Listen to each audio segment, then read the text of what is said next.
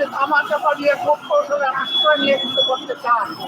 এই বিপ্লবী জনগণ মানুষেরা আজকে 2 দিনের ধারাবাহিক কর্মসূচি তার প্রমাণ।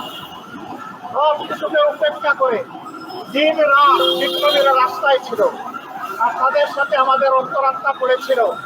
আমরা সবসময় তাদের সাথে সম্পর্ক রক্ষা করে চলছিলাম। আমরা পরিষ্কার বলে দিতে চাই, জুলাইয়ে আবার বৃদ্ধ বনিতা, শিশু, মা বোনেরা সহ সবাই যেমন রাস্তায় নেমে এসেছিল, আগামী দিনে যেন আর এমন পরিস্থিতি তৈরি না হয় যে আবার আমাদেরকে রাস্তায় নামতে হবে।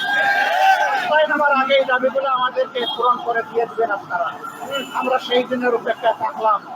আজকের অধিকার বাস্তবায়নের আয়না ফ্যাসিস্ট আওয়ামী লীগকে নিষিদ্ধ করা, এই দাবিতে যে বীর সন্তানেরা ঢাকা সহ সারা বাংলাদেশে আন্দোলনে ঝাঁপিয়ে পড়েছিলেন, আমি আরেকবার সেই বীরদেরকে বিপ্লবী অভিনন্দন জানাচ্ছি। আমাদের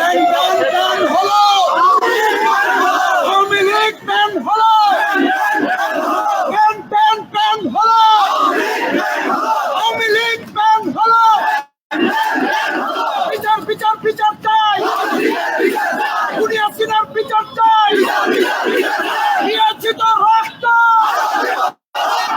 রক্তের বন্যা এসে যাবে অন্য। যাতে একবার রক্ত দিতে শিখেছে, সেই জাতিকে কোনো কিছু দিয়ে তো মানা যাবে না।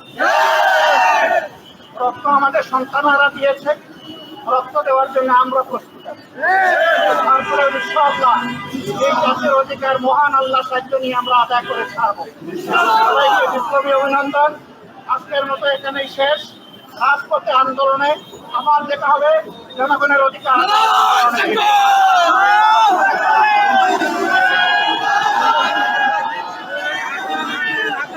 সংগ্রামী ভাই বোন বন্ধুগণ, এখন আপনাদের সামনে সমাপনী কথা বলবেন